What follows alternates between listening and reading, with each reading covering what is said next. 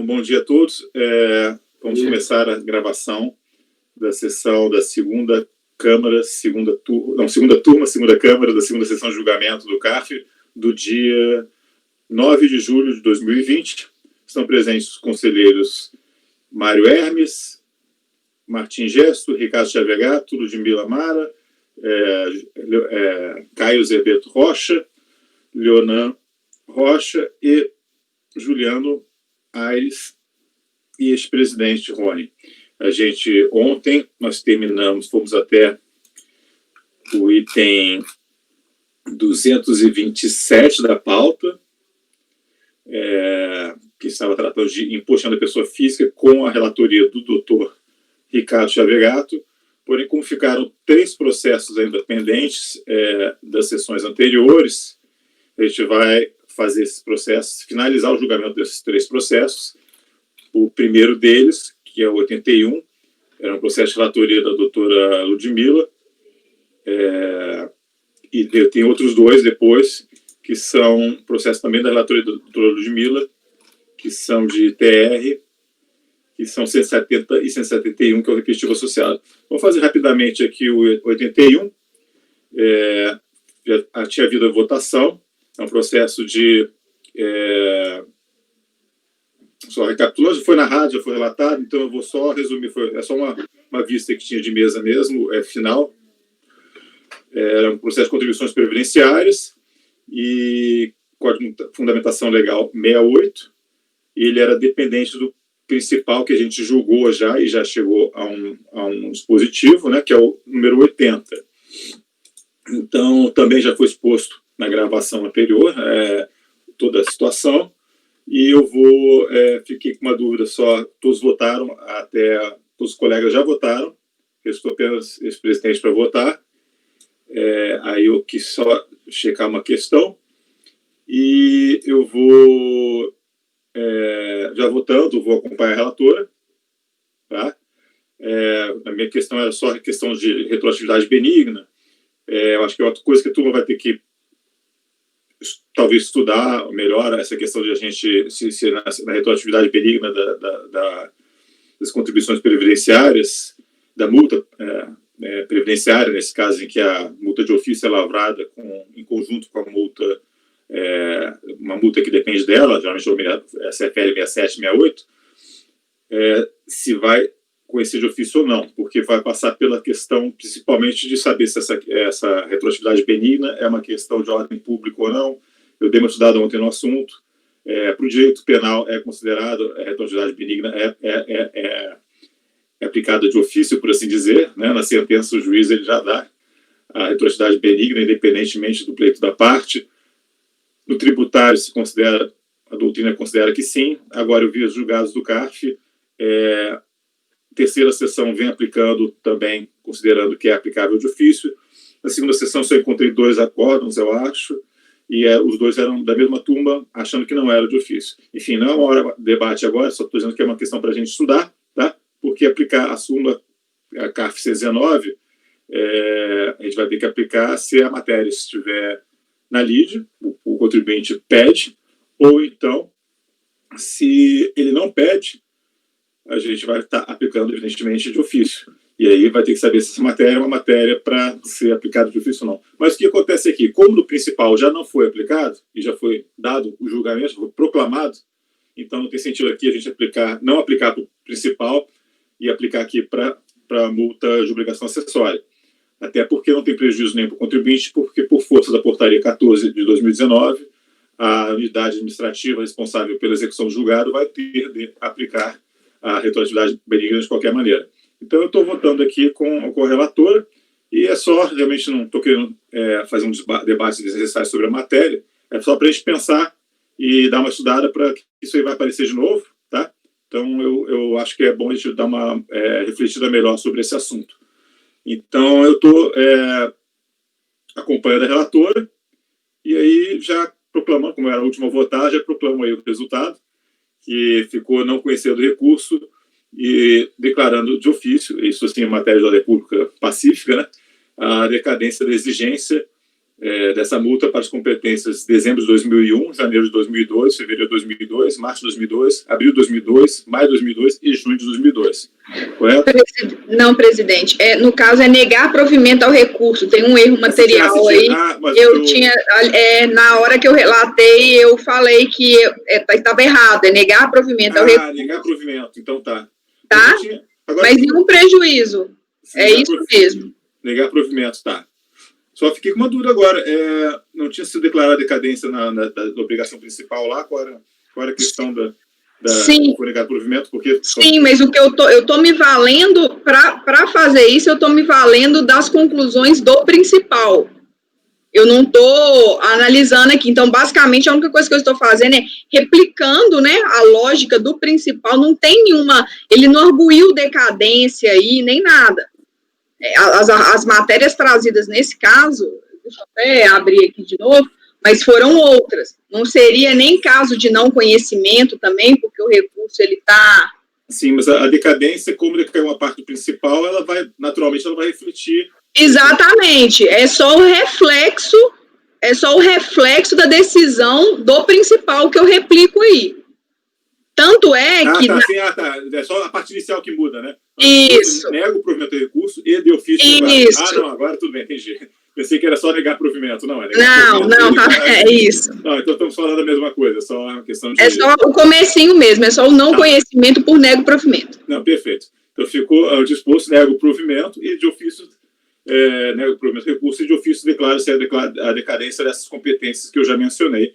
E então fica esse o resultado para o item 81 da pauta e de imediato passa a palavra para a relatora, né, lembrar o caso do item 171, se eu não me engano, da pauta. Isso. Foi 170, né, da pauta, que o doutor Mário pediu vista. Só faz um resumo e aí depois pode passar a palavra para o doutor Mário, por favor. Obrigado. Certo. Então, nós, em caráter preliminar, votamos a possibilidade de admitir os documentos que foram juntados em sede recursal.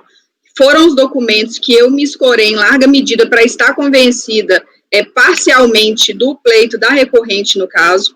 Ela trouxe aos autos, nós estamos tratando aqui de dois pontos centrais, que é a área de pastagem, que a DRJ utilizou como fundamento para não acolher a prova feita ainda em sede de impugnação, o fato de as carteiras que constavam a vacinas contra a febre aftosa ser relativa a outra propriedade. O que a DRJ asseverou foi: eu necessitaria de prova de se tratar de área contígua para que eu aceitasse essa carteira de vacinação dessa outra propriedade para fins de estabelecimento da área de pastagem declarada. Então, foi esse o fundamento da decisão da DRJ. Então, em razão de o laudo judicial e da sentença já transitada em julgado, na perícia realizada, o perito afirmar de forma categórica se tratar de uma área contígua, não vejo mais subsistência da razão dada pela DRJ para negativa, entendo como comprovada a área de pastagem, razão pela qual eu fiz o reestabelecimento do valor que foi declarado pelo contribuinte. Um segundo ponto, que eu acredito que seja este o ponto mais sensível, foi que o contribuinte declarou em DITR um VTN de pouco mais de R$2.000 por hectare. Quando foi feita essa perícia judicial, mas não da área que nós estamos analisando, né, da área contígua, e aí ontem eu expliquei a lógica do meu raciocínio, o perito ele fala que é uma área que tem um terreno acidentado, muitos aclives, então ele teria, aquela região ali, ela seria em média 40% um valor mais baixo do que os outros imóveis da localidade. O recorrente, no recurso voluntário, ele pede seja acatado o VTN declarado. No aditamento ao recurso voluntário, quando ele apresenta essas provas, que nós já conhecemos, né, que nós já fizemos essa votação com relação ao conhecimento, né, cabe aqui agora cada um valorar, o recorrente no aditamento, ele já abandona o pedido, por isso até do encaminhamento de parcial provimento, porque, na verdade, ele formula ali um novo pedido para que seja acatado o valor que foi encontrado no laudo técnico. Então, eu estou aplicando, se tratando de área contígua, eu acatei o laudo que foi elaborado em âmbito judicial, referente a uma propriedade contígua a que hora nós estamos analisando. É esse, eu acho, o resumo do fato. Ok, obrigado. Doutor Mário, por favor, com a palavra. Obrigado, presidente. Bom dia a todos. Essa questão da área de pastagem, tirado um pouco em dúvida naquele momento da votação, realmente a delegacia de julgamento, ela fala que caberia ao recorrente comprovar que seriam áreas contíguas e em sendo, seria possível a consideração da área de passagem. Usando dessa prerrogativa que foi dada, vamos dizer assim, ela colocou um item no laudo da perícia judicial para resposta do perito judicial, justamente perguntando se seria uma área contígua. E a resposta do perito foi exatamente: o senhor perito, após a visita em loco à fazenda, poderia descrever se a área pode ser considerada contígua para efeito de cadastro junto à Receita Federal? A resposta foi sim. Então, eu acho que, de acordo com o que a DRJ colocou, eu concordo com o voto da relatora e acompanho o voto. Com relação ao VTN também, conselheiro? Sim, acompanho a questão do VTN também.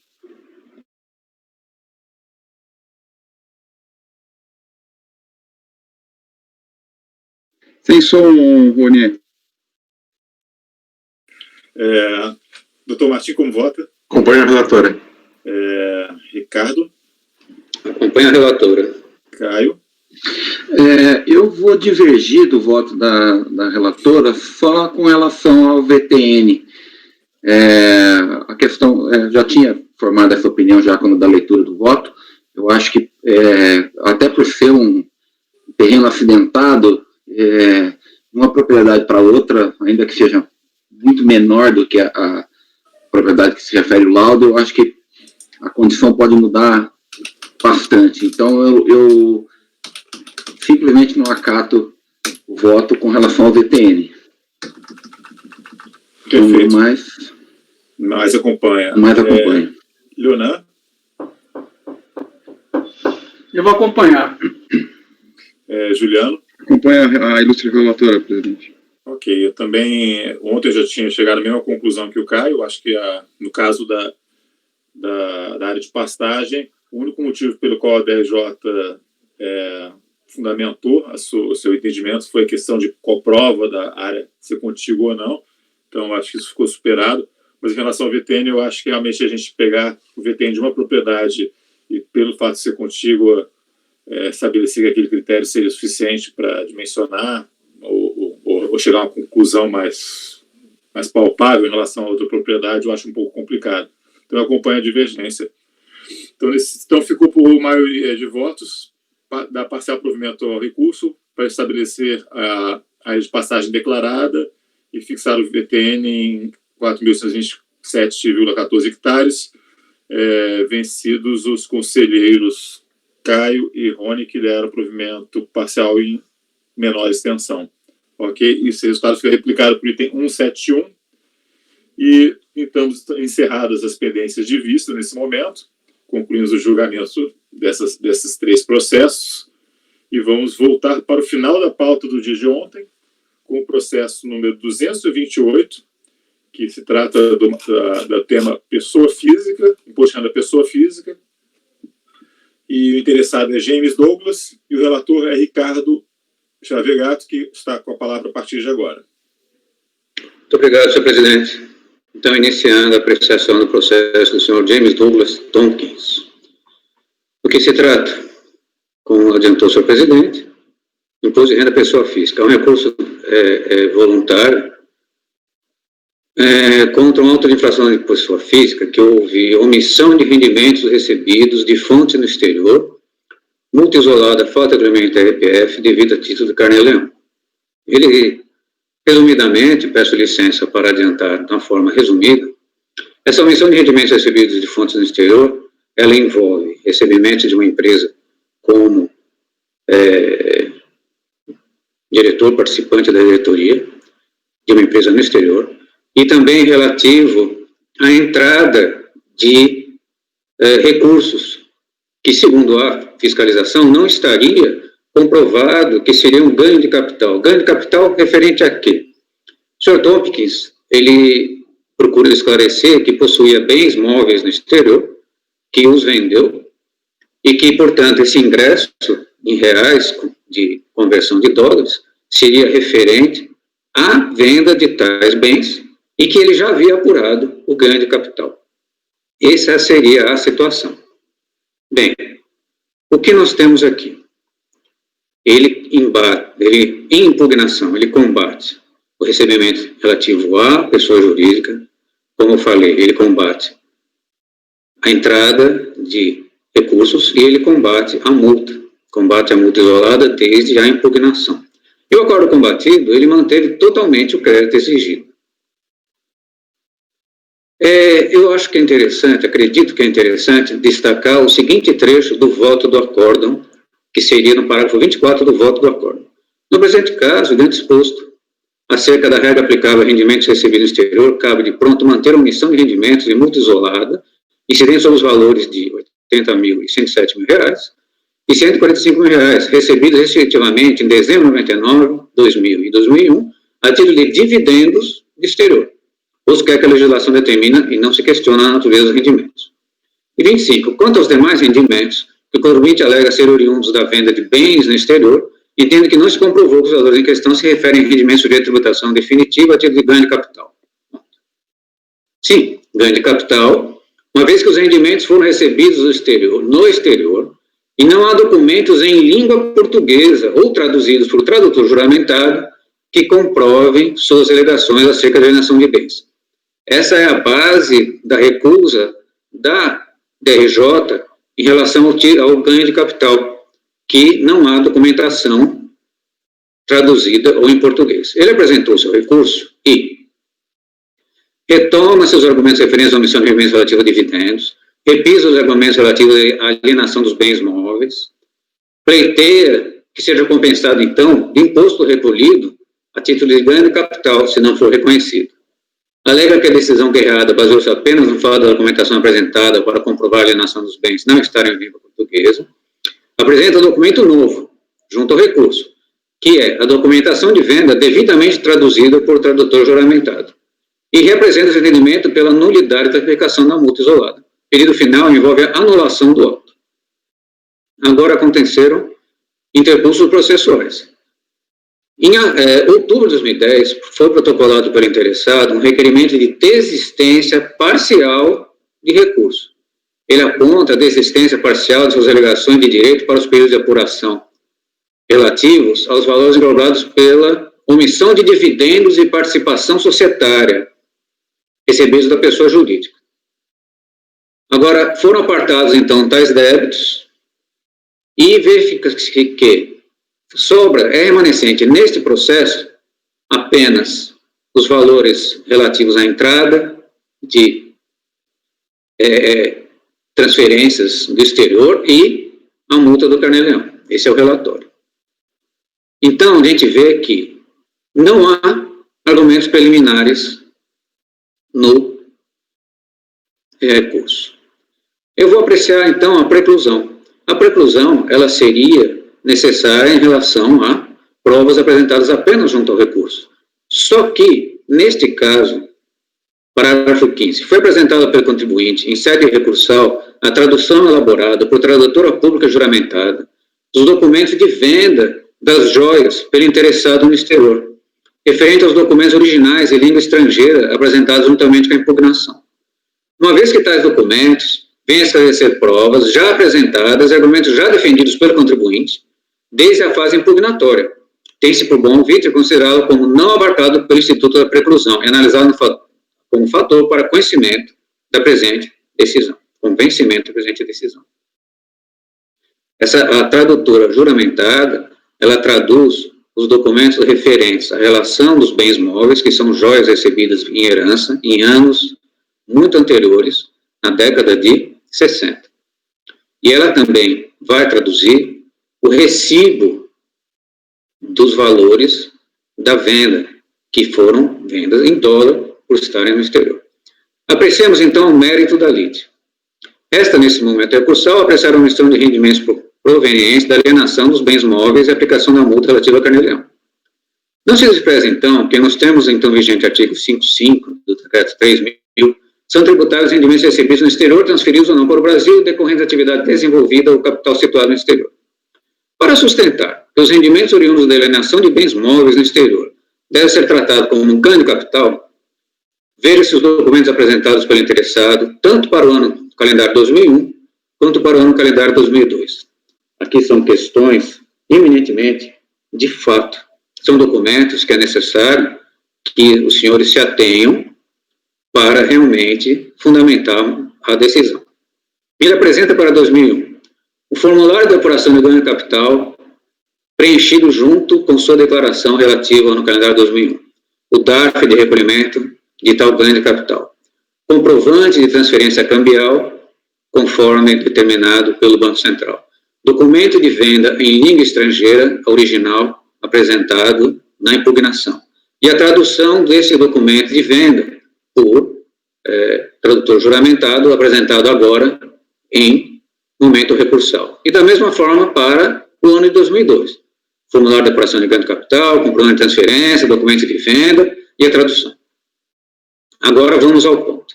Quanto ao ano de 2001. Depreende-se da documentação apresentada para o ano calendário de 2001 que o contribuinte justifica satisfatoriamente um rendimento de $78 mil. Como? Esse valor de $78 mil está presente no formulário de cálculo de ganho de capital, está presente no documento de transferência dos valores, está presente na tradução do recibo de venda, conforme as folhas que eu indico. $78 mil decorrente da alienação de bens móveis com devido cálculo e recolhimento do ganho de capital correspondente. Uma vez que o comprovante em transferência de valores exterior para o Brasil refere-se ao montante de $90 mil, ainda restaram sem comprovação os rendimentos apontados pela fiscalização e seu termo de verificação de $11.300, correspondente à época a 28 mil, sobre o qual, R$28 mil, sobre o qual deve ser mantida, ao meu ver, a tributação a título de omissão de rendimentos recebidos de fontes no exterior. Ou seja, ele fez uma transferência de $90 mil, mas ele havia feito a venda de $78 mil. Portanto, sobra uma parte não comprovada que a auditoria entendeu como um rendimento sem comprovação. Portanto, rendimento recebido no exterior. Sempre que eu faço algum destaque, eu acabo tirando do meu processo, né? Eu fiz aqui um destaque.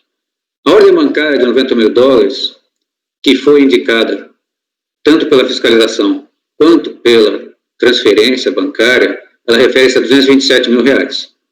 E foi feito, então, a justificativa de $78 mil.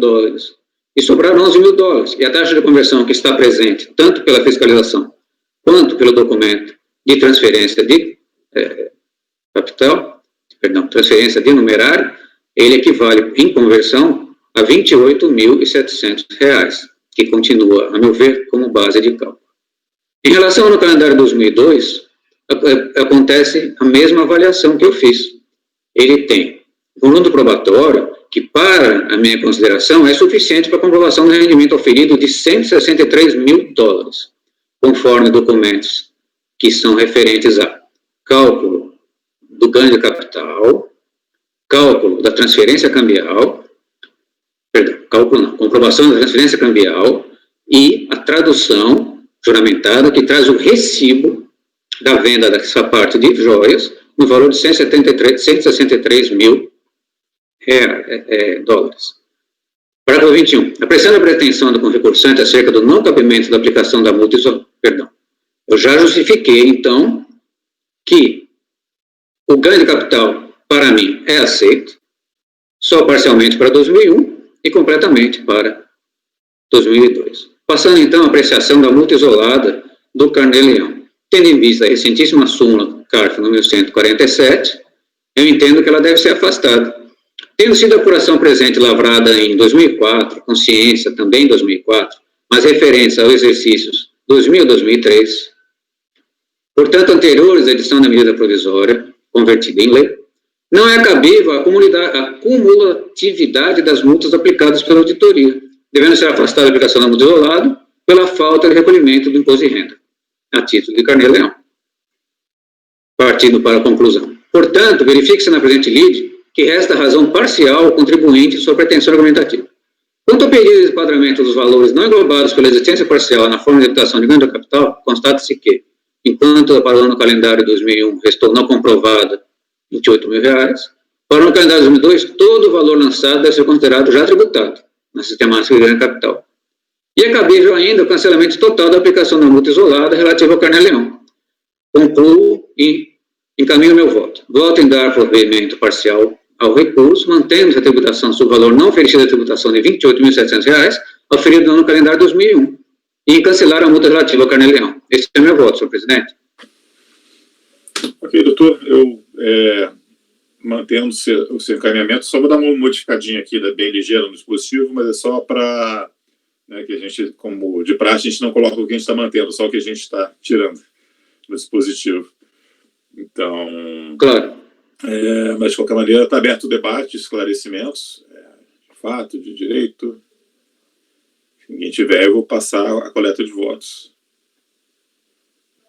Ok, então, doutor Maio, como vota? Acompanho o voto do relator, senhor presidente. Martim? Também acompanho o voto, presidente. Ludmila? Eu acompanho também. Caio? Acompanho o relator. Leonan? Acompanho o relator, presidente. Juliano? Acompanho o relator, presidente. Eu também acompanho. Então, por unanimidade de votos, foi dado parcial provimento para cancelar essa multa de Carnê-Leão aplicada em concomitância com a multa de ofício. Isso para o item 228. Vamos passar para o item 229 da pauta. Interessado Maurício Chagas. Com a palavra, novamente, doutor Ricardo. Pois não, senhor presidente. O item 229, referente à autuação do senhor Maurício Chagas de Oliveira, é uma autuação referente a imposto de renda relativo à omissão de rendimentos de aluguéis recebidos de pessoas físicas, omissão de rendimentos caracterizada por depósitos bancários com origem não comprovada e falta de recolhimento do imposto de renda da pessoa física devido a Carnê-Leão. Reproduz o relatório da decisão de piso por sintetizar os fatos ocorridos. Por ser uma questão questão muito focada em fatos, eu preciso dar algum enfoque aqui ao relatório. O termo de verificação fiscal, ele vai trazer as seguintes informações. Na relação de bens e direitos da declaração de ajuste do ano calendário 2006, o contribuinte informou ser sócio das empresas Embel e Transdibel, Hotel e Enfoco, e declarou rendimentos tributáveis. Ele foi intimado a apresentar extratos bancários e, segundo a alegação do autuado, a grande movimentação havida em suas contas bancárias se deu porque utilizou recursos de sua propriedade para operacionalizar a empresa Embel, que entrou em processo de recuperação judicial. Então, em relação a todas aquelas empresas acima destacadas, a única que vai importar aqui é a Embel. Ela estava com problemas financeiros e o sócio, que é o senhor Maurício, alega ter socorrido a empresa através de seus recursos próprios. Por isso, a movimentação nas contas correntes. Então, para comprovar a origem dos recursos, o contribuinte apresentou o contrato de empréstimo na modalidade conta corrente, onde ele e sua esposa, a senhora Neuza Ramos de Castro, firmam um contrato de empréstimo com a Embel. Da análise do processo, continua a DRJ. Existiu análise do processo de recuperação judicial da empresa Embel. Constatou-se que os meios adotados para a sua recuperação judicial foram a utilização de bens do patrimônio do sócio majoritário, o Maurício Chagas, para pagamento de dívida da empresa e a venda parcial de bens móveis da sociedade, além da concessão de prazos, condições especiais para pagamento das obrigações vencidas. Mas destacou o auditor em seu relatório. O plano de recuperação foi apresentado à Justiça em outubro de 2006. Em julho de 2007, foi realizada a Assembleia Geral dos Credores da empresa para aprovação ou rejeição. E nós estamos falando de uma autuação relativa no calendário 2006, movimentação bancária 2006. conclui a fiscalização e destaca a DRJ. Assim, somente houve contribuição para a recuperação da empresa Embel com bens do contribuinte a partir de 2007.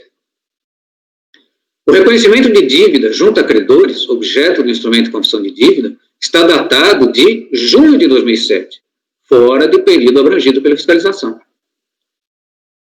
Então, o auditor intimou as duas empresas, Embel e Transibel, a apresentar seus livros razão diária do ano de 2006, devidamente formalizados, identificando os empréstimos recebidos de Maurício Chagas de Oliveira e as devoluções desses empréstimos. Nos livros diário e razão da Embel, constatou-se deficiência em sua confecção. Ou seja, dessa unidade de apreciação do livro diário da empresa Embel, não há como verificar realmente volta dos empréstimos para o senhor Maurício para que justificasse os empréstimos do ano anterior, que não estavam ainda acordados pela Assembleia, mas podia ter sido feito. E ele não comprou, nessa contabilidade não há esclarecimentos suficientes. Continua o auditor. Verificando as notas fiscais da empresa e demais compromissos da Embel, não foi possível coincidir em data e valor os documentos com as retiradas das contas bancárias do contribuinte. A receita omitida foi apurada a partir da análise individual dos créditos constantes nas contas correntes, tendo sido desconsiderados os créditos decorrentes de estornos de origem comprovada e conciliados com constantes nas próprias contas. Ou seja, o auditor já fez aquele batimento do que não poderia ser considerado como não justificado. Quanto à infração por omissão de rendimento de aluguéis, de acordo com recibos, o contribuinte recebeu R$15 mil, referente ao pagamento de aluguéis em atraso. E esse rendimento não foi oferecido à tributação. E foi, portanto, aplicado a multa isolada de Carnê-Leão. O lançamento foi impugnado, segundo a DRJ, e destaca-se dessa impugnação apenas: o impugnante é sócio da empresa. Em agosto de 2006, foi deferida a recuperação judicial da Embel. Veja, o contrato diz 2007.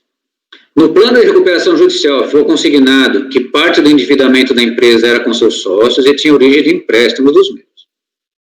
Diz que os empréstimos da Embel eram feitos mediante transferências para suas contas, ou mesmo com o pagamento de contas e ou despesas de sua responsabilidade, utilizando recursos próprios do senhor Maurício, originários de limite de cheque especial do mesmo, e que o pagamento desses empréstimos era feito na medida da possibilidade financeira da empresa com depósitos em contas do impugnante, de forma esporádica, de forma parcelada, com utilização de valores disponíveis em bancos ou caixa, que são estes depósitos que constituem, então, a base de cálculo do imposto de renda lançado no auto de infração.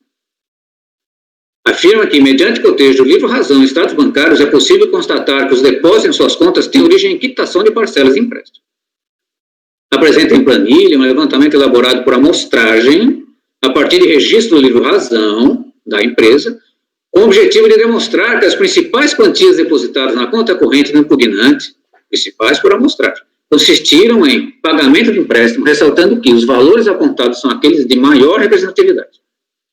Diz que o que se tributa nesses autos são os depósitos decorrentes de devolução de empréstimos, que não se constituem em renda do impugnante. A DRJ proferiu o acórdão e, de sua emenda, eu destaco uma coisa interessante: a matéria não impugnada, que é omissão de rendimentos recebidos, sujeito a Carnê-Leão e aluguéis. Ele não impugna nem os aluguéis, nem o Carnê-Leão, desde a fase de primeira instância administrativa. E quanto à omissão de rendimentos de depósito bancário, foi mantido plenamente.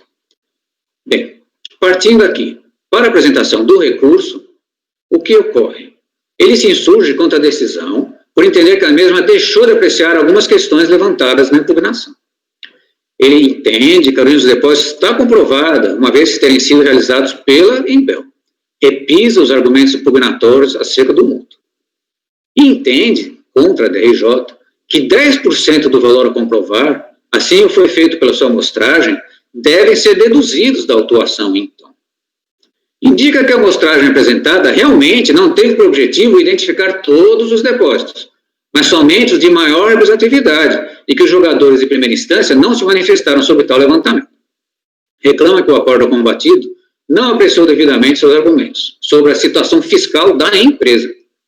Pedido final, provimento do recurso, cancelamento integral da infração, subsidiariamente, decotados os valores indicados nos cheques, que os jogadores admitiram, segundo ele, como sendo prova cabal do mútuo.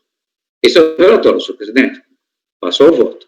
Reconheço e faço referências que a nulidade, que a jurisprudência não é cabível por interpartes, faço referências à nulidade por uma questão pessoal minha, que sempre coloco nulidade como inexistente com base no artigo 59, e parágrafo 16, o autuado não levanta preliminares.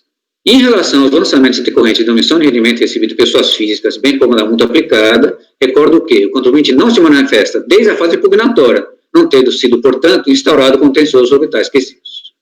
Quanto ao mérito, verifica-se que não possuem pertinência os argumentos recursais à inaplicabilidade do artigo 42 da Lei 9.430.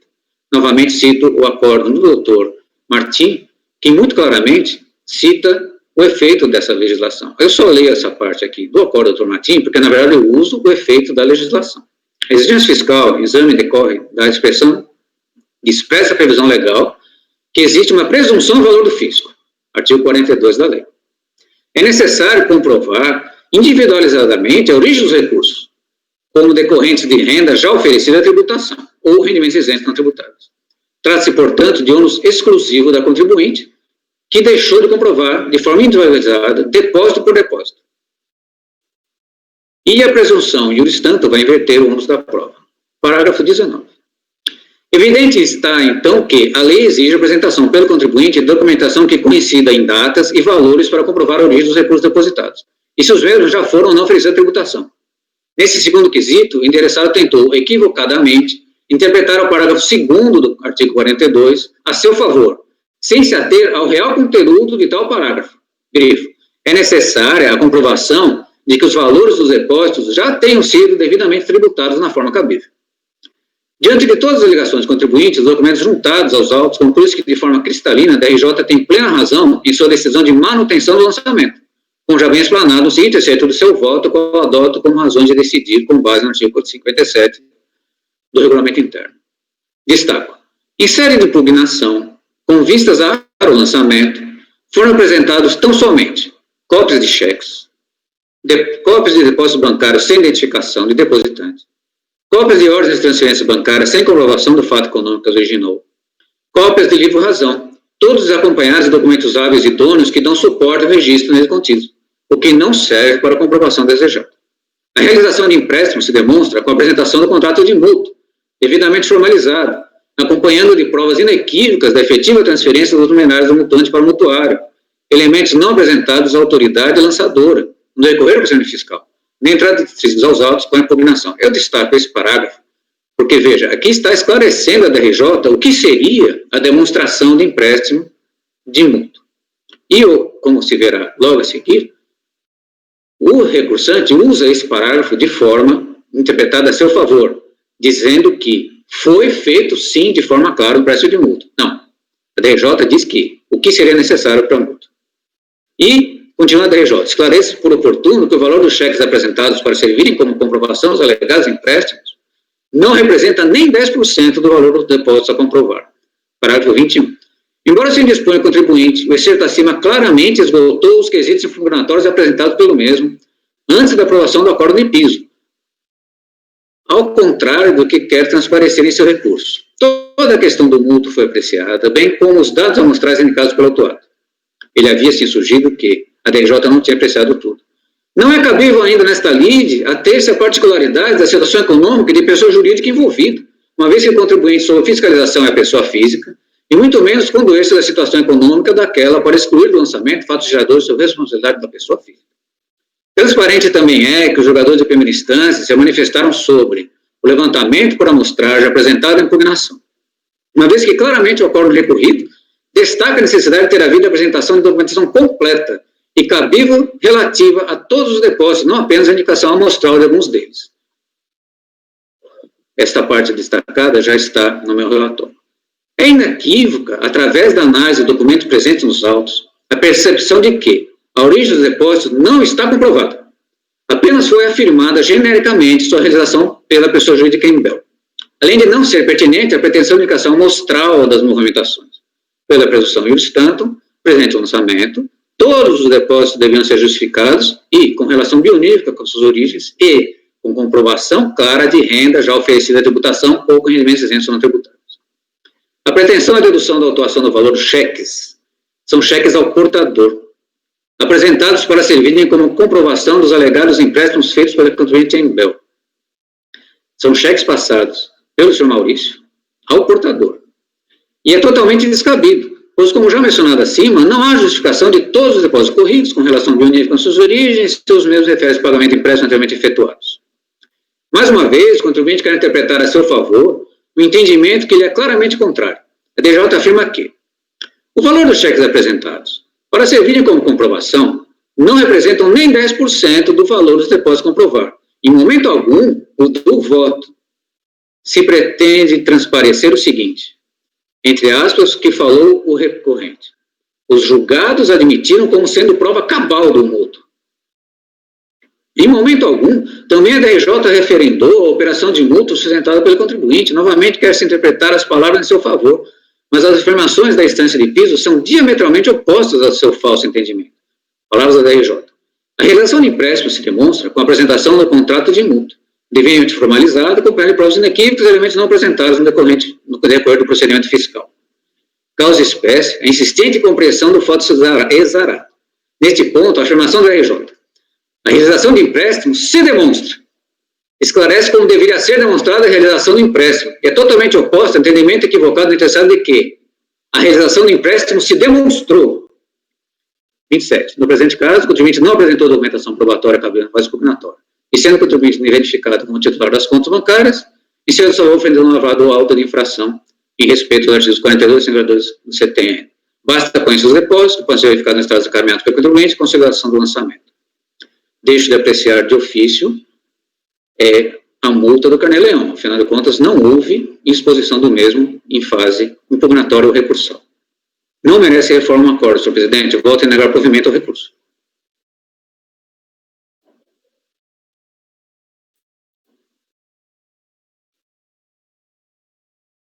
Ok, doutor.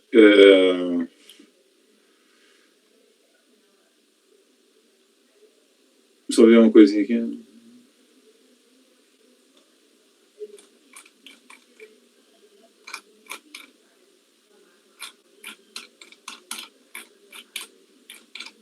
Não tenho, é só também redação assim, não sei se deixo de apreciar de ofício nulidades, assim, esse tipo de referência eu não vejo muito adequado, assim, porque pode dar a impressão que a gente está sempre obrigado a apreciar de ofício nulidades, aí isso é uma questão um pouco, depende da situação, eu acho que talvez fosse interessante retirar. Pois não. É no item 30, tá? Se tiver algum apreciar de ofício, aprecia, mas eu deixo apreciar de ofício isso, aquilo e tal. Não, é o que a gente não vai apreciar de ofício, a gente nem menciona. A gente só vai mencionar o que a gente for apreciar, eu acho melhor, tá? Porque isso pode dar mais uma confusão de quem está lendo, tá? Agora, o senhor acredita... A obrigação dos relatores de ficarem apreciando de ofício essa ou aquela matéria, um posicionamento no tema. É só uma observação, mas se quiser deixar, tudo bem também. E o senhor observa também que a minha referência à nulidade feita durante o texto, ela não é contra, ou o senhor acha que deve ser também omitida? Ou apenas na aqui? Eu vi esse item 30, qual onde é que está aqui anterior? Porque assim, eu falo sobre nulidade no início de meu voto. Esse é costume, né? Eu sempre falo. E essa nulidade, eu posso dizer... eu acho que quando a gente não levanta nulidade, você trazer isso para dentro do voto, eu acho desnecessário. Primeiro fica mais coisa para ler e mais coisa para quem vai examinar o processo. Quem vai examinar o processo aqui, não nós que estamos compreendendo a sua leitura, mas é algum terceiro que vai ver. Teve aqui um questionamento de nulidade, está aqui nos autos, e, sabe, pode gerar uma confusão. Então, assim, o que não está na lide, a gente não coloca. Ainda que a gente queira talvez ser transparente em relação a isso, pode acabar gerando mais problema do que ajudando. Essa que é a minha ideia, entendeu? Tá. Eu tenho aprendido com... Não vou dizer que está errado, tá? Mas eu acho que não convém. Tá? Eu tenho aprendido com a doutora Ludmila sobre a ordem pública, né? Não, no caso, se o senhor tem entendimento que existe a situação, abordar, isso é uma questão de entendimento pessoal, não estou entrando nesse mérito. É uma questão realmente a gente vai ficar... não, aqui não tem nulidade, então eu vou ficar proclamando. Não tem nulidade, sem nem ter sido levantado pelo contribuinte, nem por ninguém. Para quem vai ler, fica piora, entendeu? Do último parágrafo, então, plenamente deve ser retirado. Concordo plenamente com o senhor. O item 3, qual é o... aquela questão assim verificou que a auto-infração não apresenta nulidades.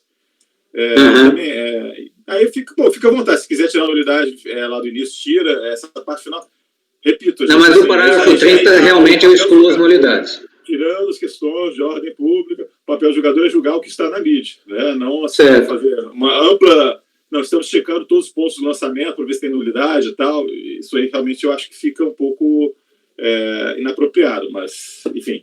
O Juliano quer falar aí alguma coisa? O Juliano levantou a mão? Sim, eu fiquei com uma dúvida, Ricardo. No parágrafo 28 e 29, você está aplicando a súmula, né? Não, ele está marcado aqui porque, inicialmente, eu tinha levantado a questão de se retirar a multa do Carnê-Leão de ofício. Mas não, tá bom. Ele está em verde, como comenta aqui. O que está em verde em votos de minha relatoria serão apagados da versão definitiva. Perfeito. Caso não houve alegação nem referenciação pelo contribuinte de seu recurso. Portanto, não aplicarei a multa do Carnê-Leão. Perfeito. Obrigado. Era só uma... Eu deixei aqui, doutor Juliano, se houver uma discordância quanto é necessário apreciar de ofício a multa isolada. Aí já está aqui. Eu posso utilizar, mas será retirado. Ok. Bom, são esses os pontos. Eu vou, se ninguém tiver nenhuma colocação adicional, eu vou passar a votação. Mário, como vota? A minha dúvida era justamente essa colocada pelo Juliano, a questão da multa de ofício, né? De fato, a súmula não fala que não pode ser aplicada, ela fala que tinha dúvidas, né? Então, se ele suscita a dúvida, tudo bem. Se ele mesmo está convencido ou não questionou nada, então vai fechar no item 28, não é isso? Vai ser já a conclusão. O item 27, doutor... O voto dele até o item 27. O 28, 29, está em aberto. O que está em verde em meus votos sempre serão excluídos. Ok. Acompanhe a relator, senhor presidente. Martim? Me acompanho. Acompanho. Leonan? Caio? Acompanha o relator. Leonan? Acompanho o relator, presidente. Juliano? Acompanho o relator, presidente. Eu também acompanho, então ficou por unanimidade de votos, negar provimento ao recurso no item 229. De novo com a palavra, item 230, doutor Ricardo. Obrigado, senhor presidente. Apreciando o item 230, senhora Norma Sueli Ferreira de Almeida, mais uma autoinflação relativa ao imposto de renda e mais uma autoinflação relativo à omissão de rendimentos caracterizado por depósito bancário de origem não comprovada. Do relatório, eu comento. Eu peço licença para não ler esse relatório, pois já está indicado tudo no introito, que é omissão de rendimentos, e os argumentos impugnatórios também serão não lidos, porque são revisados no recurso, e também revisados no voto, que foi no sentido de improcedência total, no voto da DRJ, improcedência total. Indo direto ao recurso voluntário. Este recurso, preliminarmente, sustenta a nulidade do procedimento como um todo, pelo fato de todas as intimações terem sido encaminhadas pelos Correios, e nenhuma tendo sido recebida em suas próprias mãos, que feriria o princípio contraditório para a defesa. A autuação decorrente de presunção legal, com base no artigo 42, feriria o princípio da legalidade e sustenta a inconstitucionalidade do citado dispositivo legal.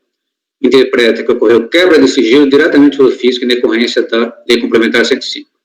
Passa no mérito. Entende que o mero depósito na corrente bancária não caracteriza a renda tributável, se é necessária a comprovação da utilização de tais valores como renda consumida. Os depósitos feitos nas suas contas são originários de partes de recursos amealhados no exercício de diversas atividades autônomas e não são rendimentos, mas sim meros depósitos de terceiros, oriundo de diversas transações.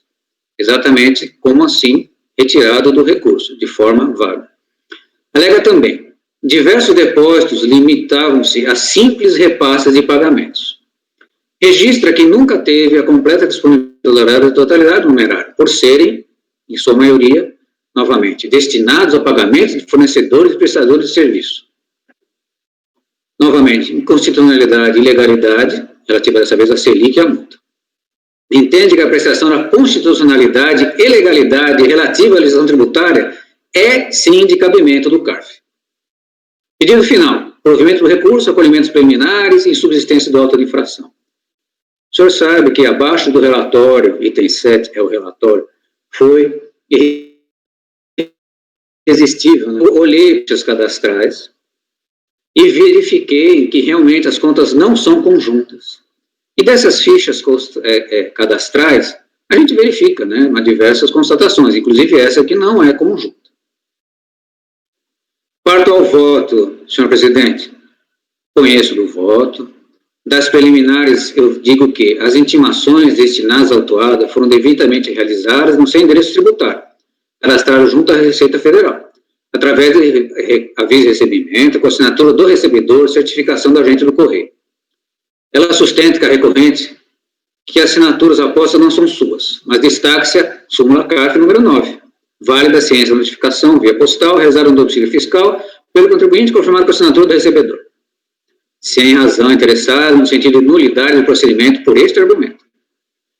E também, em relação a informações sobre movimentações financeiras, sem autorização judicial, também não é cabível. O Supremo Tribunal Federal já dirimiu qualquer dúvida nesse sentido.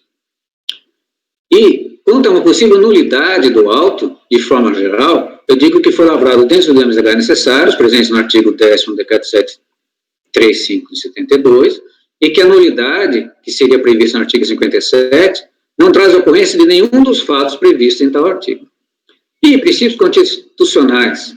O que acontece? Com o princípio da legalidade imperando, todos os outros são respeitados, principalmente contraditório e ampla defesa, como é alegado. E em várias partes do seu recurso, ela fala sobre ilegalidade e inconstitucionalidade. Portanto, preliminarmente, aponto que, conforme a súmula CARF número 2, o CARF não é competente para se pronunciar sobre a inconstitucionalidade da lei tributária. Sem razão interessada em relação à eventual nulidade do feito e afastadas dessa forma todas as arguições preliminares. Quanto ao mérito, envolvemos o artigo 42 da Lei 9.430. Como no voto anterior eu já apontei do que se trata o artigo 42 e seus efeitos, peço licença para ir até o parágrafo 26. Evidente está, então, que a lei exige a apresentação pelo contribuinte de documentação que coincida em datas e valores para comprovar a origem dos recursos depositados em suas contas, e se os mesmos foram ou não oferidos à tributação. Independe para a atuação, conforme previsto na legislação, que o fisco tenha acesso apenas aos depósitos efetuados na conta. Inclusive, é a contribuinte que tem que provar sua alegação de que cheques foram sacados, novamente depositados em sua conta corrente, ou que houve movimentação financeira entre suas contas, tendo por 3 vezes a oportunidade de se manifestar sobre o fato e para comprová-lo, a saber, através da intimação durante a ação fiscal, quando quedou-se claramente inerte, no momento da impugnação e também nesse momento recursal. Nenhum apontamento foi delineado, nenhuma prova foi apresentada em nenhum dos 3 momentos. Não prova ainda a alegação genérica de que os depósitos feitos nas suas contas são originados em parte de recursos amelhados no exercício de diversas atividades autônomas e não são rendimentos, mas sim meros depósitos de terceiros oriundos de diversas transações. Mas, amelhar recursos, atividades autônomas, depósitos decorrentes de transações, pagamentos fornecedores e prestadores de serviço, salvo o melhor juízo, ainda por cima serão atividades que envolvem a produção de renda e, portanto, tributáveis. E não prova interessado o caráter tributário das atividades, nem especifica a relação entre as mesmas e os respectivos depósitos. Explanado está, portanto, que o mero depósito em conta bancária caracteriza-se em renda tributável, sendo ainda indiferente a comprovação da utilização de tais valores como renda consumida, ou aquisição de instrumentalidade econômica ou jurídica sobre os recursos creditados em sua conta. No presente caso, o contribuinte não apresentou condição probatória alguma, sem razão a querelante, portanto, em sua pretensão de esquivar esse lançamento de presunção.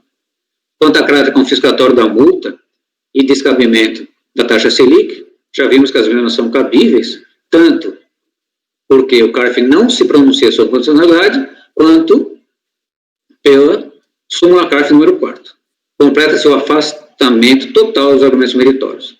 não merece reforma o acordo recorrido e encaminho meu voto no sentido de negar provimento ao recurso, senhor presidente. Ok, doutor Ricardo. Dúvidas? Debate? Esse processo é mais simples, né? bem genérico. Então, vou passar a coleta de votos. Doutor Mário. Está me ouvindo? Estou ouvindo. Eu acompanho o relator. Eu estou no celular que caiu aqui toda a rede, não sei porquê. Tá bom. Mas eu acompanho o relator, presidente. Ok. Eu também acompanho o relator, presidente. Ludmila. Acompanho também. Caio. Acompanha o relator. Leonan. Acompanho o relator, presidente. Juliano. Acompanha o ilustre relator, presidente. Ok, obrigado ao doutor Ricardo. Até breve, né? Depois terão outros processos dele, mas essa sequência de processos de pessoa física de sua relatoria está encerrada.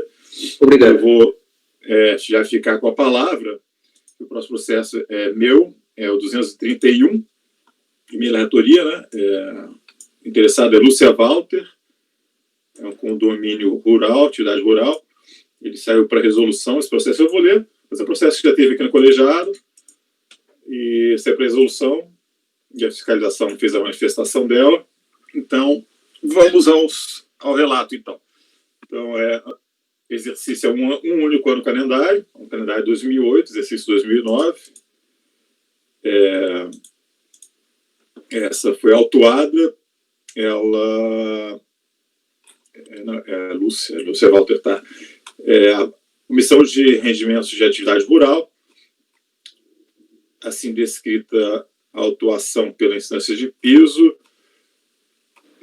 dizendo que, com base nos documentos apresentados e planilha e diligências efetuadas, foram elaboradas planilhas de receitas e despesas, apurando-se resultado positivo da atividade rural, que foi demonstrado na planilha despesas. O valor aí consignado. Ela e seu cônjuge foram considerados omissos, ambos não apresentaram declaração de ajuste anual, exercício 2009 no calendário 2008.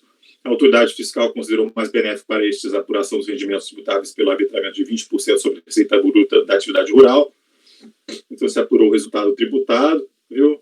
E a parte não tributável, com base no fato de que a contribuinte é casada pelo regime de comunhão de bens, conforme se constatou pela certidão de casamento, apresentada a resposta ao termo de intimação fiscal número tal. A autoridade fiscal adotou a regra do regulamento de imposto de renda, tributando os rendimentos na proporção de 50% para cada um deles. Então, assim foi feito. O cônjuge da impugnante, em resposta ao termo de início, confirmou não ter apresentado declaração de ajuste anual desse exercício e disse que, são os argumentos dele, que possui uma granja de criação de suínos, juntamente com os filhos, em forma de condomínio, sendo dividido entre as partes a razão de 50% para o contribuinte e 50% para os filhos. Então, aí os filhos, cada um com 16,67%, conforme convenção de condomínio celebrada entre as partes, que possui parceria de suínos com a Sadia e frigorífico Rio Sulense. Então, ele era fornecedor dessas empresas, que suas despesas, na grande maioria, eram emitidas em nome de seus filhos, que fazem parte do condomínio, que, no 2008, ele trouxe planilhas demonstrando que houve, na verdade, prejuízo, procurando demonstrar que houve prejuízo na atividade rural. Então, foram feitas diligências das empresas, com as quais o cônjuge da recorrente realizou operações de venda de seus produtos, e solicitadas cópias de contratos de parceria, integração e valores pagos mesmo no ano de 2008, juntamente com a respectiva documentação. Então, se constatou, a fiscalização entendeu que o cônjuge estava obrigado ao preenchimento do demonstrativo da atividade rural, e a alegação de que tinha uma convenção de condomínio e a cópia do contrato assinado entre as partes não foram consideradas suficientes pela autoridade fiscal para comprovação da exploração rural da atividade rural em condomínio, com base no fato de que o contrato não continha o reconhecimento das firmas dos contratantes, não havia sido registrado no cartório de títulos dos documentos, e a autoridade relata indícios que apontariam no sentido de que a atividade foi explorada unicamente em nome próprio. A inscrição do ICMS foi realizada somente pelo Zeferino, as notas fiscais foram emitidas em nome do Zeferino, e assim como as notas fiscais, as notas fiscais do produtor e as notas fiscais de entrada na Sadia também foram. Depois a gente vai ver bem assim, mas, enfim, a contribuinte e seu cônjuge possuem direito real de usufruto sobre a propriedade, conforme registrado. E, então, a autoridade fiscal concluiu pela inexistência de documentação hábil que comprovasse o condomínio rural e, então, entendeu que a atividade foi explorada do cônjuge e aí foi feita a imputação de 50%, né, para cada um, e foi considerada multa qualificada, porque ele não declarou esses rendimentos nesse ano. Lembrando que é um ano só. Então, foi mantida no julgamento de primeiro grau, e a contribuinte interpôs recurso voluntário, alegando que a atividade rural, novamente, que era explorada em condomínio formalizado contratualmente, conforme já referido, que a exigência de registro em cartório não tem previsão legal, salvo para condomínio edilícios, e o artigo 107 do Código Civil prescreve que a declaração de vontade não exige de forma especial, sendo relevante observar que os contratantes são membros de uma mesma família a explorar propriedade familiar. O artigo 14 da Lei 4.504 de 64 prescreve que as associações para exploração agropecuária devem ser facilitadas e prestigiadas, e a Lei Reguladora dos Registros Públicos não prevê necessidade de registro público de contrato de parceria rural, refere jurisprudência judicial em prol de sua pretensão, diz que diz que ela e seu esposo são, no caso, recorrente, e seus esposos são pessoas idosas com problemas de saúde, e elementos nas notas fiscais que corroboram a sua narrativa. Além disso, nas GPF dos filhos e de sua esposa estão declaradas receitas e despesas atinentes ao imóvel explorado, as quais devem ser consideradas. Comprovar a existência da exploração condominial do imóvel deve ser recalculada a atuação, nos termos aqui a LUT. Houve simples omissão de rendimentos, não se justificando a aplicação da multa qualificada, conforme a súmula tal, e ele diz que é confiscatória.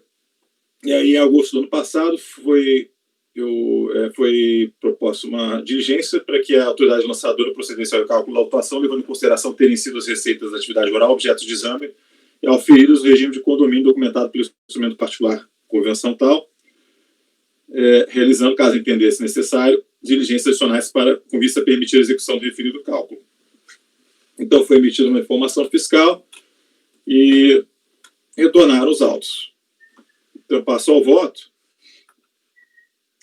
Conforme relatado, a fiscalização, bem como a instância recorrida, não reconheceu a existência de condomínio para exploração da atividade rural na Granja Walter, a despeito do instrumento particular de convenção e demais elementos carregados ao processo, imputando as receitas da atividade rural verificadas junto às empresas Sadia e Frigorífico Rio Sulense integralmente à autuada e seu esposo, bem como computando as despesas comprovadas no nome dos referidos. Cabe registrar, aliás, que a recorrente e seu cônjuge não informaram ao fisco quaisquer rendimentos recebidos em virtude dessa atividade econômica, independentemente do resultado líquido dessas operações ter sido positivo ou resultado em prejuízo. Bem, a existência de condomínio, nos termos do artigo 13 da Lei 8.023/90, reproduzido no artigo 549 do Rio 99, vigente à época, requer comprovação documental para viabilizar a tributação dos rendimentos proporcionalmente de acordo com o condomínio. Daí a lei, né? Os arrendatários, condôminos, comprovada na exploração da atividade rural, estando comprovadas documentalmente, a situação pagarão o imposto na proporção dos rendimentos que cabe a cada um. Também se reconhece que o artigo 14 da Lei 4.504/64, que trata do Estatuto da Terra, vincula a necessidade de que os condomínios que pratiquem atos de comércio sejam registrados na junta comercial. Entretanto, o fato de instrumento particular de condomínio não ter sido registrado naquela junta não se configura suficiente por si só para afastar as alegações da recorrente, tendo em vista a peculiaridade da situação no presente abordada e até mesmo por não ser tal exigência específica da legislação fiscal. Consoante bem observado pelo conselheiro Marcelo Freitas de Souza Costa, em posicionamento que restou vencido por maioria de votos na análise dos mesmos fatos, mas em autuação pertinente ao cônjuge epigrafado, acordo número tal, de dezembro de 2019, deve ser interpretada teologicamente a norma contida no Estatuto da Terra. Normalmente, na formação dos condomínios rurais, há entrada de terceiros, que não proprietários do imóvel rural, onde cada um, com sua cota de participação, contribui para alcançar o objetivo do extrativo agrícola, pecuário e industrial, percebendo os frutos de forma proporcional à sua participação. Nessa modalidade, tratou o legislador de resguardar os direitos de cada condômino com registro em cartório. No presente caso, estamos diante de um condomínio rural familiar, onde o pai, ora recorrente, cônjuge da epigrafada, possuidor do imóvel explorado, realizou junto aos seus 3 filhos um contrato de condomínio para exploração de suinocultura na região onde residem. Por se tratar de um trabalho envolvendo sua própria família, não entenderam necessário registro do contrato pactuado. Então, temos aí precedente, nesse sentido, do STJ. Né? Nesse caso de entidade familiar, aí, seria desnecessário, ou também não tão exigível, digamos assim, o contrato, desnecessário o contrato sequer, né? Que nós temos um contrato, só não temos uma autenticação. É certo que o contrato não registrado em cartório, por si só, não serviria de prova robusta da efetiva existência de condomínio. Porém, os demais elementos trazidos pelo recorrente nos permitem concluir que estamos realmente diante de uma relação de condôminos rurais. Aí passo minhas palavras. Com efeito, a contribuinte vem aduzindo desde o procedimento fiscal que a propriedade em questão vem sendo explorada em regime condominial, devendo ser salientado que, por ocasião da condenação, juntou inclusive declarações de ajuste de imposto de renda dos outros condôminos, está nas folhas que eu estou assinalando aí, nas quais constam receitas e despesas da atividade rural vinculadas a imóvel situado à linha no município de Santa Catarina. A se notar que a descrição do imóvel explorado, tal como consta naquelas declarações, corresponde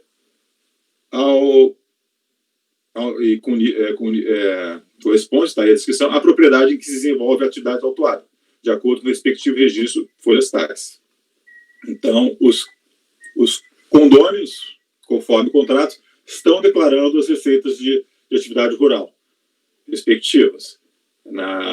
Além disso, há diversas notas fiscais, folhas tais, e aí a narrativa da fiscalização não me parece correta, emitida por fornecedores, em que constam os nomes dos 3 filhos condôminos como compradores, com entregas no mesmo endereço da cônjuge da recorrente, inclusive na nota fiscal de folha 78. Por exemplo, consta o nome dos 3 filhos como nome e razão social. Também foram apresentados imutáveis de pagamento de salários, tendo como contratante o filho condômino Aurílio José Walter, todos referidos referentes à propriedade em questão. Ainda a conta corrente do Banco do Brasil é conjunta do cônjuge da recorrente com dos filhos. Não bastasse, veja que se trata a recorrente de seu cônjuge de pessoas de idade avançada, nascidas em 1940 e 31, respectivamente, veja semelhante compreensível a alegação de que, tendo em vista o problema de saúde dos pais, tenha sido constituído condomínio familiar para gerir os negócios da propriedade e garantir a criação de filhos. Desse modo, que pese o entendimento da vida gastado, verificam-se nos autos vários elementos que suportam, medida que se considera suficiente a versão da recorrente. Nessa esteira, a autoridade lançadora, em atendimento à resolução tal, promoveu o recálculo do gravame tributário, considerando a participação da interessada nas receitas de despesas de atividade rural em 25%, em conformidade com os termos do contrato condominial e com os documentos coligidos no processo. E como remarca, deve ser observado que não se prospera a qualificação da multa imputada, em coerência com o reconhecimento do condomínio, e ponderando-se que, em que pese a recorrente não ter declarado o exercício de atividade rural, então a omissão desse apenas em 1 ano. Né? Então, estou aplicando a súmula CARF 14. Aí, independentemente até da questão do mérito, como foi só 1 ano, a aplicação é meio que cogente, digamos assim, porque foi só uma omissão em 1 ano constatada. Então, estou dando parcial provimento ao recurso para que seja efetuado o recálculo da infração considerada a existência de condomínio nos termos discriminados pela autoridade fiscal, as folhas 1115 e 1117, que hoje já tem um recálculo, e para desqualificar a multa de ofício, reduzindo a patamar 75%, e esse é o voto. Então, fica aberto aí para os questionamentos, dúvidas, vistas, etc. Mário, pode falar? Eu fiquei numa dúvida aqui, o seguinte, está sendo lançado com base no 20% da receita da atividade rural. Né? Acontece que, por não ter constatado documentos, mas lá, aqui no relatório, consta que a atividade rural dos outros foi deficitária. parece que 2,5 milhões de despesa e 2,2 milhões de receita. Acatando isso não estaria reconhecendo, então, você está acatando com o lançamento dos unidades fiscais lá no começo, fala que foi utilizado os 20%, que seria mais benéfico. Na hora que você reconhece o condomínio, não estaria reconhecendo a escrituração do condomínio também? Teu recálculo, te convido aí para abrir a folha 115, 1115 e 1116, menos 1117. A fiscalização já fez o recálculo apropriando as despesas todas que foram referidas e fez o Eu não achei o processo, vocês acharam, por acaso, hein? Tá aí. Tá, deveria. Me parece que você colocou um outro processo, ou eu estou olhando errado, né? É mais certo que eu estou errado, mas tudo bem. Não, mas é possível que tenha, porque eu tinha uma versão, eu tinha baixado ele no meu computador, mas talvez ele esteja carecendo o finalzinho, que é onde tem o retorno da diligência. Eu tenho dois processos aqui que eu estou achando a quarta tarde. O 15.504, o início, o outro 17.335. Então, ocorreu falha minha. Eu peço desculpa. Eu posso colar agora. Se você tiver processo, você consegue abrir o processo, que é mais rápido. Sim. Eu peguei pelo processo. Tá, a minha dúvida era essa. Então, ele está calculando com base na receita de despesa.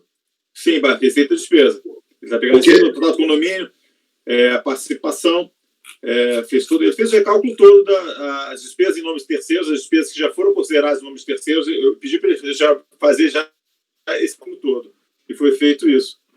As despesas consideradas na atuação, as despesas que foram declaradas em nomes de terceiros, de todos os condôminos, todas as despesas emitidas, tem uma série de despesas emitidas contra outros condôminos, correto? Tem algumas notas fiscais dentro do processo. Isso aí já foi considerado pela fiscalização do seu recálculo, né, que foi por força da resolução. Sim, porque o lançamento foi com base no 20%, né? O lançamento original. Sim, exatamente. Ela refez todo o cálculo, levando em consideração esses pontos. Está no documento, acho que quem tiver com o processo pode ver, tá exatamente na folha 1115 a 1117. Tem todo esse recálculo, levando em conta todas as despesas de todos os condôminos, as receitas de todos os condôminos, e aí se aplicando os percentuais registrados no condomínio. Ok. Desculpa, falei de não ter... Seria bom fazer essa remissão, não? Você está reconhecendo com base no cálculo da pós-diligência? Eu que o lançamento foi com base no 20%. Oi? O lançamento foi com base o lançamento foi considerando tudo só no condomínio, na comunhão de bens, né? E 20%. E o cálculo da diligência foi considerando o condomínio tal como feito no contrato avançado. Entendi, mas eu estou falando do critério que eles usaram, que no lançamento foi 20% da receita bruta. Sim. E você está reconhecendo já com base na receita de despesa. Isso. Tá. Isso. Você não é bom deixar isso claro, talvez? Pode ser. Eu posso fazer o registro aqui. Tudo bem que você está remetendo lá para a folha 1115 ou 17, né? Sim, eu estou colocando isso bem, Etano. Ok, deixa eu...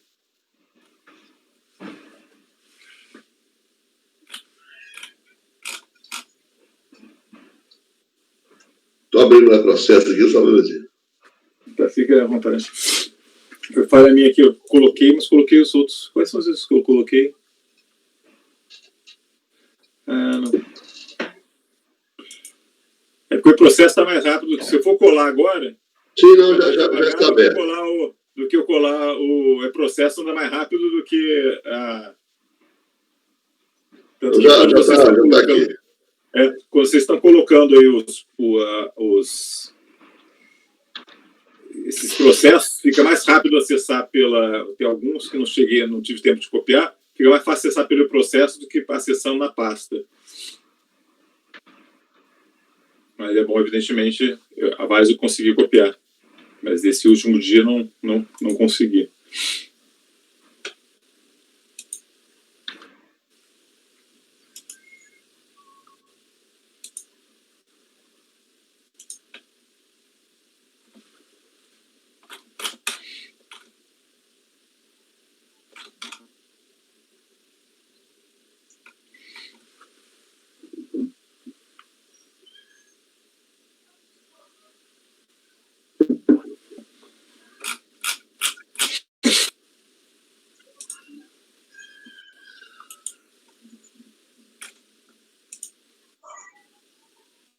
Ricardo, com a palavra, Ricardo. Por favor, é só uma questão técnica. Se eu deixar desconectado o VPN, eu melhoro o desempenho da máquina, o tempo de utilização da internet, porque eu estou assim com a internet um pouquinho lenta. É só uma questão técnica levantada para os colegas. Alguém tem experiência no assunto? Eu não faço a menor ideia. Perdão, Ricardo, qual que é a dúvida? Se eu deixar o VPN desconectado, eu ganho em tempo de Melhora. Melhora? Melhora? Melhora, eu tô tirando. Obrigado, doutor Leandro. Obrigado, doutor. O que vocês fizeram? Tiraram o VPN? Tirar o token, em tese, tu gasta menos internet, né? Uma coisa menos conectada. Tá. Ok. Mário, com a palavra, então. Eu acompanho o voto aí, não sei se seria bom fazer essa remissão, né, considerando... Foi refeito o cálculo conforme as despesas e receitas e despesas auferidas pelo condomínio. Isso, por ser mais benéfico, inclusive. Eu acompanho, relator. Ok. Martim? Também acompanho o relator integralmente. Ricardo? Acompanho o relator. De acordo também. Caio? Acompanho o relator. Leonan? Acompanho. Juliano? Acompanho o relator, presidente. Então, ficou por unanimidade de votos dar parcial provimento para efetuado já esse recálculo e desqualificar a multa de ofício. E vou fazer essa anotação adicional que o Mário sugeriu, é pertinente.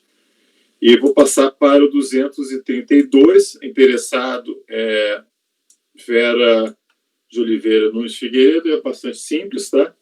Aqueles casos, os colegas mais recentes talvez não tenham visto, mas a gente já viu vários. São um caso de rendimentos de trabalho recebidos de organismos internacionais. Isso aí o STJ já disse que esses valores,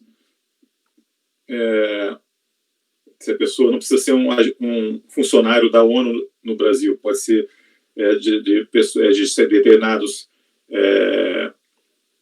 convênios que a saúde da família, ou então com a Unesco, que é a ONU, que trabalham no Brasil, mas recebendo por conta desses convênios.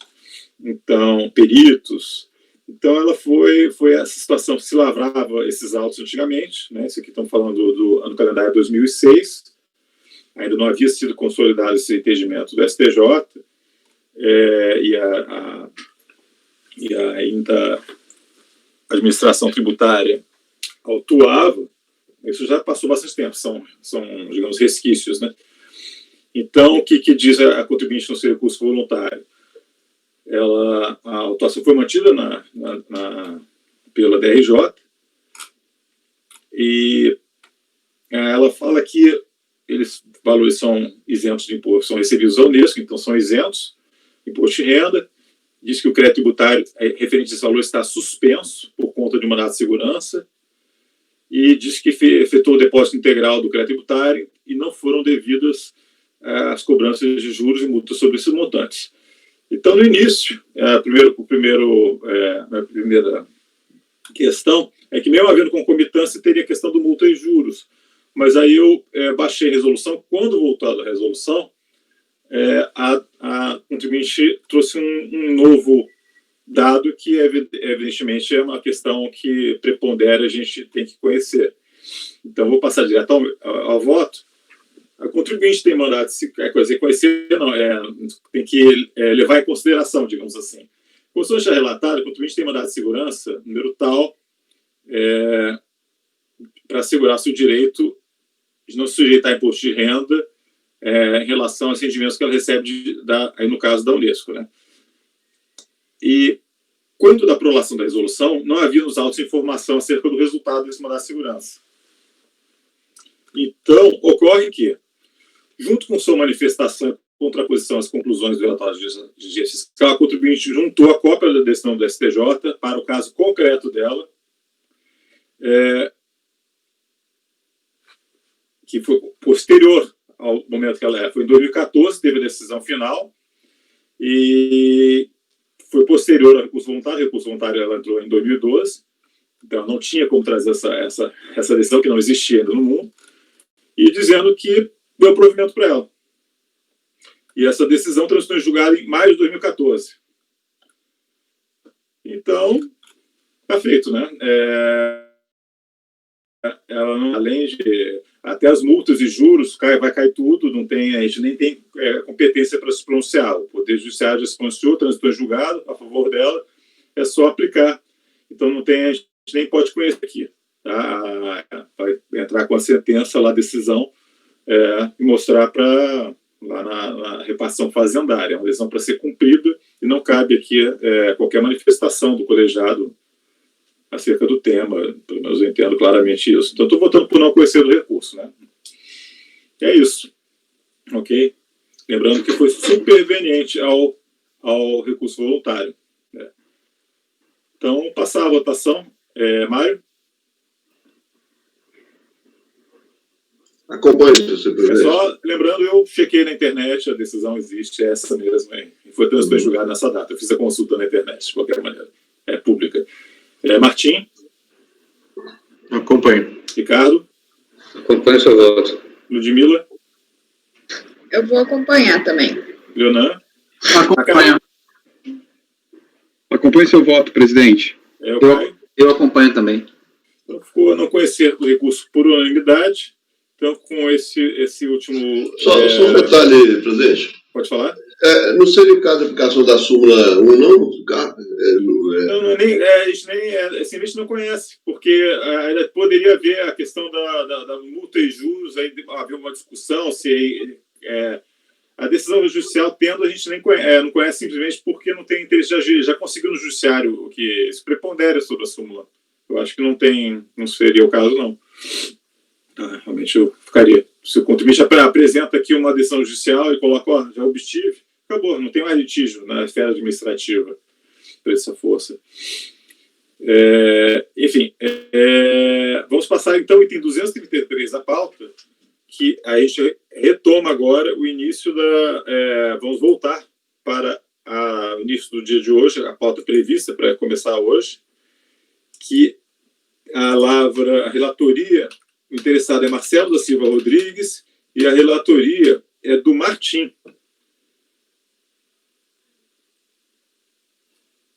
Bom, iniciando só para uma lembrança, a concomitância seria mais no caso assim, que o processo está em curso e aí a gente faz essa verificação de concomitância. Aqui não tem mais processo judicial, já foi uma decisão definitiva em favor dele.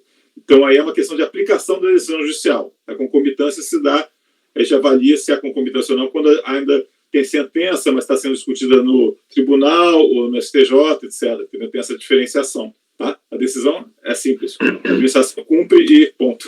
Ok? Desculpa, Martim, pode retomar. É o 232, então, né? É o 33. 33, desculpa. Marcelo do Silva Rodrigues, com a palavra. Então tá, iniciando o processo 233 da pauta, é um caso que a gente já teve uma resolução, é um retorno de resolução, onde o contribuinte em recurso voluntário, e se puderem olhar aí, principalmente o Leonan, que talvez se interesse pelo caso, o contribuinte em recurso voluntário ele pede em uma linha a revisão da multa aplicada, sem apresentar muitas razões, ou sem apresentar razões alguma por que ele pede a revisão, ele simplesmente fala que o declarante solicita a revisão da penalidade imposta no acórdão 12.15.143, referente ao processo em questão. E ali, uma frase depois, ele cita que teve sempre ajuda de boa-fé. Né? Então, talvez seja caso de alguém entender pelo não conhecimento. Eu entendi que seria caso de conhecer, procedia a revisão da penalidade. E rejeitei. Quanto ao motivo da diligência, foi porque o contribuinte, de uma forma um tanto confusa, ele fala que fez parcelamento, que o débito estaria pago, e dava uma confusão ali no processo, se juntou os comprovantes, mas os comprovantes não diziam muita coisa, e a gente fez a diligência para esclarecer se houve não pagamento ou não, especificamente da multa, porque ele podia ter pagado todo o restante e não ter pago a multa, que era o que poderia ser o mais razoável, já que ele não discute o principal, só discute a multa. Diante disso, eu propus a diligência, a turma acolheu, foi para a Receita, para a unidade preparadora, onde a unidade preparadora é bem clara, dizendo que não consta, desde 2012, da ciência do lançamento, parcelamento dos débitos no âmbito da Receita Federal. O interessado nunca optou pelo parcelamento da Receita Federal do Brasil, seja ordinário ou especial, conforme telas anexadas. Ele acrescenta que os comprovantes que ele junta ali seriam referente a débito inscrito em dívida ativa da União, né, referente ao exercício 2010, e não era desse processo. Então, os comprovantes que ele junta ali, apesar de ser o mesmo exercício, é uma parte que entrou em dívida ativa, que não é a parte do lançamento. Enfim, então não estariam parcelados, está claro isso. Tem que analisar agora a multa aplicada exclusivamente, sendo caso de conhecimento do recurso. As multas aplicadas no caso aqui, elas foram percentuais de 75% e 150%. 75% foi somente em relação a uma glosa por desconto indevido da parte do empregado doméstico. O restante, ele foi a multa aplicada em 150%. Por qual argumento? A autoridade lançadora entendeu que ele apresentou muitos recibos que não se comprovaram. Então, o percentual de despesas não aproveitadas, né, que foram glosadas, em 2009 foi 58,43%, em 2009, 79,79%, e em 2010, 58,66%. Ou seja, em todos os anos, mais da metade, e teve um ano que chegou a ser quase 80%, das despesas que ele lançava, ele não conseguia depois comprovar depois. Então, entra naquele caso de conduta reiterada, né, do contribuinte, o que levou à qualificação da multa. Que eu, então, estou mantendo essa qualificação, né, até em outras oportunidades, talvez no passado eu tivesse afastado, mas hoje em dia tem um posicionamento que é um caso como esse, seria um caso de manutenção da qualificadora, que ele não é um caso de erro de entendimento, né, de classificação, é de fato lançar, oferecer a tributação algo com redução de benefícios fiscais e depois você não consegue ter essa comprovação. Eu acho que de fato extrapola um pouco o limite da boa-fé do contribuinte. Então, acho que se adiciona-se a regra do 44, inciso 1, devendo ser aplicado o parágrafo 1º da Lei 9430, que trata da multa qualificada nos casos do 71 e 72 da Lei 4.502, 64. Então, diante disso, eu entendo pela manutenção da multa, seja de 75%, seja a de 150%, e entendo que não merece reparo do acórdão recorrido. Antes posto, voto por negar o provimento ao recurso. Ok, doutor. Então, ele, na verdade, em relação àquelas despesas que foram glosadas, não houve nenhum razoado, né? Foi só esse tipo de argumento. Não. Ele alega que pagou, e uma linha ele disse que era a revisão da multa aplicada. Uhum. Tá. Eu acho que poderia tanto conhecer como não conhecer, eu não vejo assim. Também, repito, as polêmicas podem estar centradas, eu acho que é uma abordagem pode ser adequada também a doutor, não vejo problema nenhum. O Caio está com a mão levantada, Caio? Martim, eu estou com o recurso dele aberto aqui, é a página 206, certo? 206 e 207 dos autos. E, de fato, ele sequer menciona a decisão da DRJ. Em nenhum trecho. Inclusive, eu não consigo encontrar em lugar nenhum ele se contrapondo nem sequer contra a multa. Né? Que você fala que é numa linha.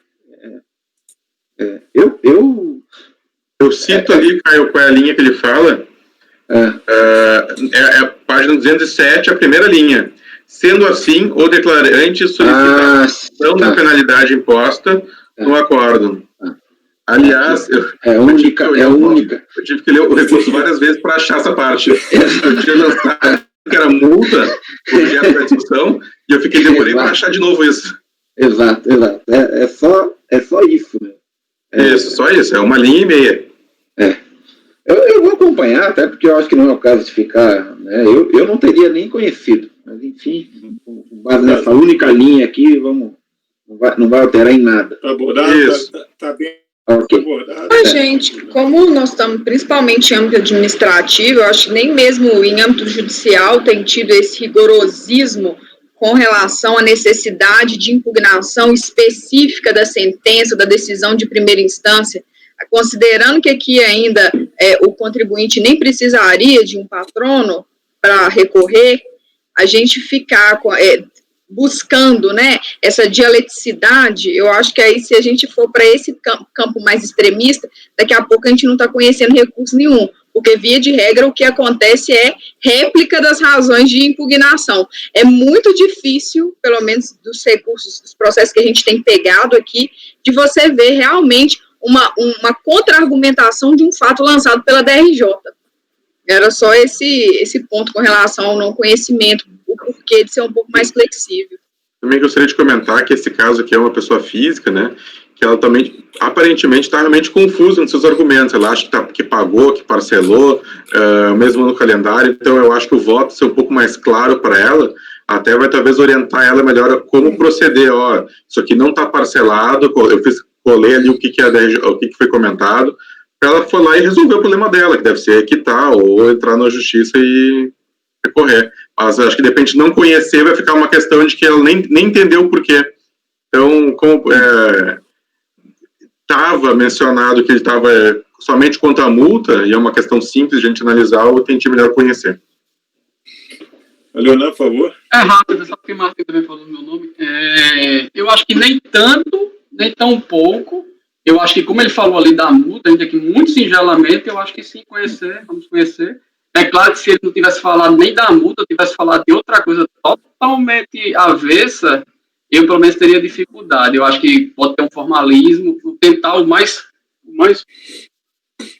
fortemente possível ser moderado, mas tem que ter pelo menos uma linha tênue.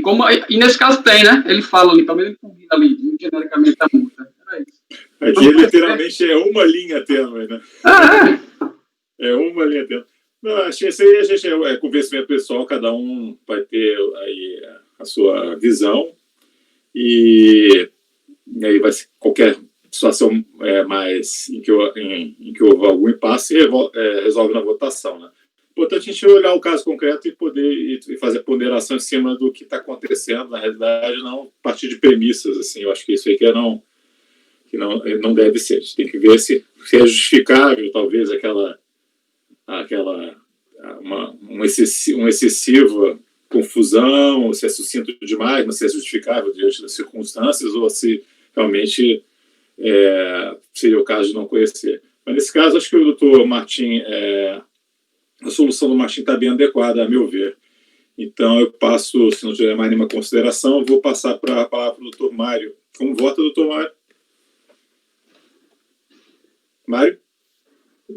Eu vou acompanhar, entendendo que está caracterizado aqui a fraude, né, que ele está mudando a circunstância do fato e com redução do imposto. Acompanha. Ricardo? Acompanho o relator. Acompanho também. Caio? Acompanho o relator. Leonan? Acompanho o relator, voto bem imposto, a matemática está bem apresentada, acompanho integralmente. Juliano?